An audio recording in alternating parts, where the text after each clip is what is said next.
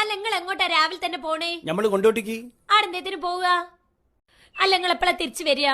ഇവിടെ ഉച്ചക്കൊക്കെ ചോറ് വെക്കണോ അതോ നിങ്ങള് രാത്രിത്തേക്കാണോ വരിക?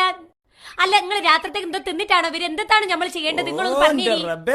ഏതെങ്കിലും ഒരു ബൈക്ക് ഇറങ്ങുമ്പോ ഓളെ പകരം 100-150 ചോദ്യാണ്. കല്യാണം കഴിക്കാത്തോണ്ടാണ് കൊളംബസ് അമേരിക്ക കണ്ടുപിടിച്ചെന്ന് ബാലേട്ടൻ പറഞ്ഞ ശരിയാ?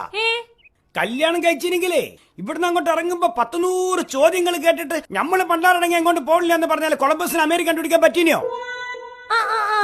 അപ്പൊ അയാൾ കണ്ടുപിടിക്കണ വരെ അമേരിക്ക എന്ന് പറഞ്ഞ ഒരു സാധനം ആടല്ലായിനോ? ഈ ബൾബ്, ഫോണ്, TV, ഫ്രിഡ്ജ് ഇതൊക്കെ കണ്ടുപിടിക്കണമാര് കണ്ടുപിടിച്ചത് അമേരിക്ക അല്ല. ഈ ഇന്ത്യ കണ്ടുപിടിച്ചത് ആരാണ്? ഇന്ത്യ കണ്ടുപിടിച്ച എന്റെ ഉപ്പ മമ്മദാജി നരക്കുനിയിലെ.